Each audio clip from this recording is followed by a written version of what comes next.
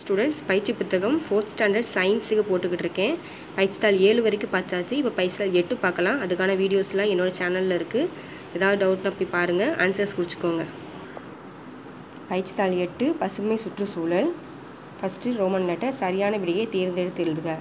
கமலாவின் பள்ளியில் 3 நிற கழிவு தொட்டிகள் உள்ளன. அவற்றுள் நீல நிற கழிவு தொட்டியில் சேமிக்கப்படும் கழிவுகளின் தன்மை என்னன்னு கேட்டிருக்காங்க.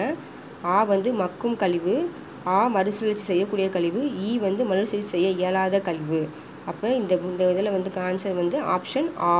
இப்போ நீங்கள் இங்கே மறுசுழற்சி செய்யக்கூடிய கழிவு அப்படின்னு இந்த பாக்ஸில் எழுதுங்க. செகண்ட் கொஸ்டின், பின் வருவனவற்றை மக்கும் சுழற்சி செய்யக்கூடிய மற்றும் மறுசுழற்சி செய்ய இயலாத என வகைப்படுத்தவும் கேட்குறாங்க. ஃபஸ்ட்டு ஆப்ஷன் ஆ மிதமான உணவு. இது மக்கும் கழிவு. இந்த பாக்ஸில் ஒரு டிக் பண்ணிக்கோங்க. நெக்ஸ்ட்டு ஆ நெகிழி பைகள்.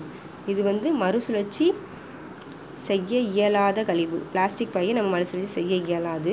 காகித கழிவுகள் மறுசுழற்சி செய்யக்கூடிய கழிவுகள். இப்போ செகண்ட் பாக்ஸில் டிக் பண்ணிக்கோங்க. அடுத்து நெகிழி குடுவை.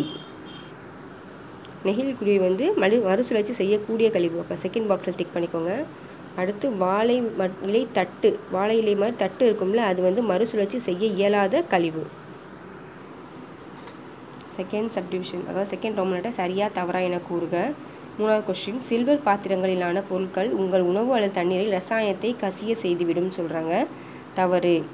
இந்த கொஸ்டினுக்கான ஆன்சர் தவறு. இந்த பாக்ஸில் தவறுன்னு எழுதுங்க. மூங்கில் கூடைகள் மக்கும் தன்மை வாய்ந்தவை அப்படின்னு சொல்லியிருக்காங்க. இதுக்கு ஆன்சர் சரி. ஃபிஃப்த் கொஸ்டின், குறைத்தல் என்பது ஒரு பொருளை மீண்டும் மீண்டும் ஒரே பயன்பாட்டில் உபயோகப்படுத்துவதாகும் அப்படின்னு சொல்லியிருக்காங்க.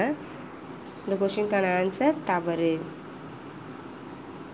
அடுத்து சிக்ஸ்த் கொஸ்டின், குமாரின் தந்தை எப்பொழுதும் தனது நெல் வயலுக்கு மக்கிய கழிவுகளையே உரமாக பயன்படுத்துவார்.